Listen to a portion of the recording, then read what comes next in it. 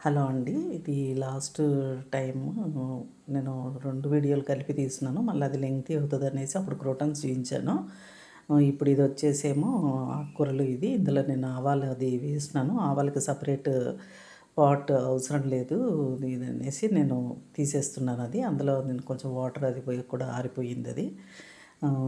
అయితే ఇది మనము వాడుకోవచ్చు. మామూలుగా ఆవాలు మనం వేరే పాట్స్‌లో ఏసినా వచ్చేస్తది. సెపరేట్‌గా దీనికి పాట్ అయితే అవసరం లేదు. దీనికి కొంచెము మనము ఎగ్ దాంట్లో ఏసుకున్నా గానీ, సాంబార్‌లో ఏసినా గానీ టేస్ట్ బావుంటదిది.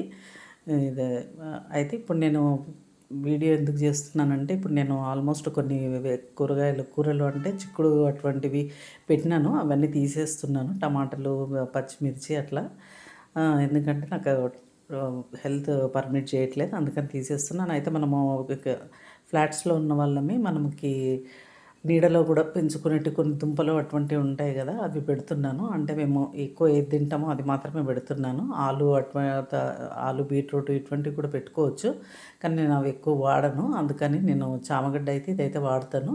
ఇది ఆకుకూరగా కూడా యూజ్ చేసుకోవచ్చు. ప్లస్ మనకి గడ్డ నేను ఊరికే అట్లా పెట్టినాను. పెద్ద ఎండ ప్లేస్‌లో రాకున్నా గానీ వచ్చినాయి అనేసి ఇంకా ఇంకొన్ని పెడదామన్నట్టుగా వేరే పాట్స్‌లో కూడా పెట్టుకుంటున్నాను.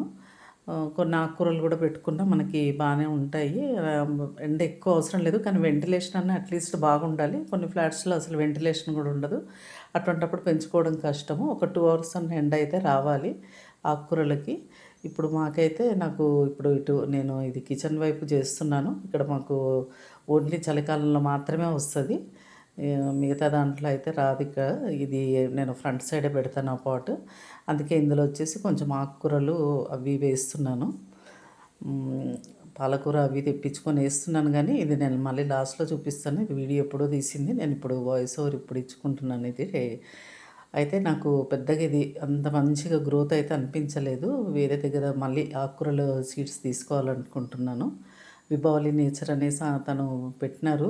ఒకటి తీసుకోవాలి అన్నట్టుగా ఒక నెంబర్ ఇచ్చారు. అక్కడ దేశీ విత్తనాలు అనేసి ఉన్నాయనేసి అక్కడ తీసుకోవాలనుకుంటున్నాను. ఆర్డర్ పెట్టాలనుకుంటున్నాను. అట్లీస్ట్ ఆకుకూరలన్నా మనము పెంచుకోవచ్చు. ఇది చామగడ్డ ఊరికే నేను అట్లా పెట్టి చూసినాను.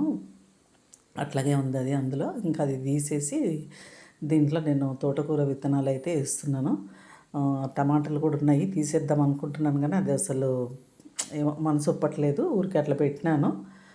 తీసేస్తాను తర్వాత. ఇంకా ఇక్కడైతే ఇది మాకు ఓన్లీ చలికాలంలో మాత్రం ఫుల్ ఎండ వస్తది. మొత్తం మార్నింగ్ నుంచి ఈవినింగ్ వరకు ఎండ ఉంటది. ఆ ఒక్క సీజన్ గురించి నేను మొత్తం ఇప్పుడు చెట్లు పెట్టడము అంటే అన్ని చెట్లు మెయింటైన్ చేయడం అంటే నాకు కొంచెం కష్టమవుతుంది హెల్త్ పరంగా.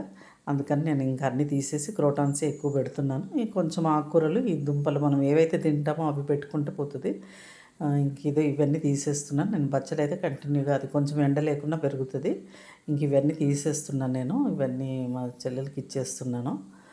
తీసి ఒక పక్కన పెట్టేసి పెట్టుకుంటున్నాను. అన్నీ తీసేసి ఇంకా తనకి ఇచ్చేస్తున్నాను. ఇక్కడ మాత్రం ఇంకా బచ్చలి ఇవైతే బాగానే వస్తాయి.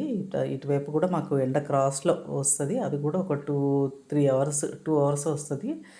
క్రాస్‌లో వస్తది. ఓన్లీ ఫ్రంట్ సైడ్ అంటే రైలింగ్ ఎక్కడైతుందో అక్కడ మాత్రం కొంచెం ఎండ ఒక 3-4 అవర్స్ వరకు ఉంటది. అక్కడన్నీ నేను పూల మొక్కలు అవి పెట్టుకున్నాను. ఈ విత్తనాలు వేసినాను. వేసి కూడా ఇప్పుడు 10 డేస్ అవుతుంది. పెద్దగా నాకు గ్రోత్ అంతా మంచిగా అనిపించట్లేదు. ఇది స్లోగా పెరుగుతున్నట్టుగా అనిపిస్తుంది. ఇది నేను క్లోజప్‌లో తీసినాను కాబట్టి ఈ మాత్రం కనిపిస్తుంది కానీ మామూలుగా అయితే అంత కూడా లేదు అసలు. మామూలుగా చూస్తే అంత కనిపించదు ఇది. కొంచెం వెంటిలేషను అది ఉంటే మాత్రము ఈ విధంగానైతే మొక్కలు పెంచుకోండి. ఆకుకూరలు అటువంటివి. ఓకే అండి. Thank you.